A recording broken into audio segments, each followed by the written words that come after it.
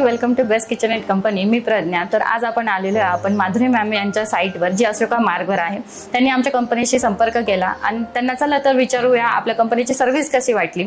तर hello ma'am, firstly तर तुम्हाला आमच्या कंपनीचा कॉन्टॅक्ट कुठून मिळाला? मी युट्यूबवर खूप सारे रील्स येत होते आणि फेसबुकवर पण रील्स येत होते. तर ते सगळे व्हिडिओ आणि फोटोज बघून मला खूप छान वाटलं की छान दिसत होतं ते त्याच्यामध्ये सगळं क्लिअर एकदम. तर मग मला पण वाटलं की आपलं पण असंच होईल, म्हणून मग मी तिथे कॉन्टॅक्ट केला. कॉन्टॅक्ट केल्यानंतर त्यांनी सर्व्हिस खूप छान दिली. लगेच आले ते आणि मेजरमेंट वगैरे घेतलं आणि त्याच्यानंतर मी कलर वगैरे सगळं फायनल केलं.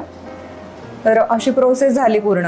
आणि ते पूर्ण फिटिंग झाल्यावर खूप छान केलं त्यांनी आणि व्यवस्थित, म्हणजे अगदी आपल्याला हवं तसं, आपल्याला जी क्वालिटी पाहिजे, जसं की तुम्हाला सॉफ्ट क्लोज पाहिजे होते की इझिली आपल्याला हँडल करता येतील, असे मी जे बघितले होते तसे मी त्यांना सांगितले. आणि ते नवीन टाईपचे आता आलेत हँडल स्टीलचे, ते मला तसे पाहिजे होते.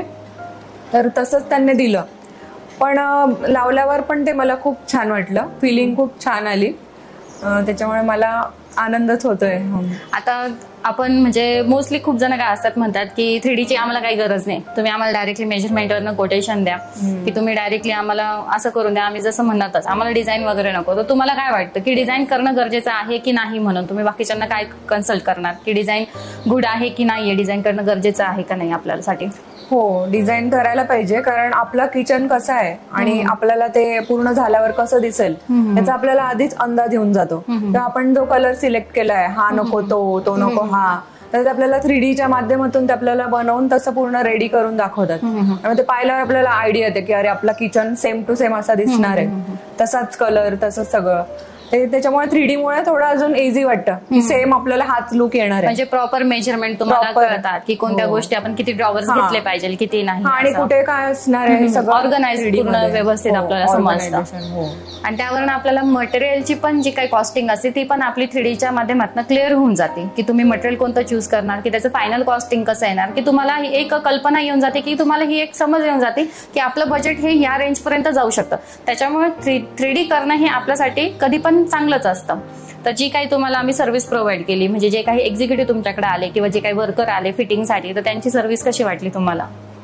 त्यांची सर्व्हिस अगदी सुरुवातीला सगळ्यात आधी जे आले होते मेजरमेंट घ्यायला, तर ते पण खूप, म्हणजे त्यांचं नेचर पण खूप पोलाइट होतं आणि त्यांनी खूप वेळोवेळी म्हणजे खूप सहकार्य केलं की एव्हरी टाइम त्यांनी मला जेव्हा पण ज्या पण माझ्या शंका होत्या, सगळे डाऊट्स त्यांनी क्लिअर केले आणि त्यांनी म्हणजे प्रत्येक वेळेस हेल्प केली. त्याच्यानंतर मग त्यांच्यामुळे ती प्रोसेस व्यवस्थित पुढे गेली आणि जे ट्रॉलीज बसवायला आले होते ते पण त्यांनी पण खूप चांगलं काम केलं.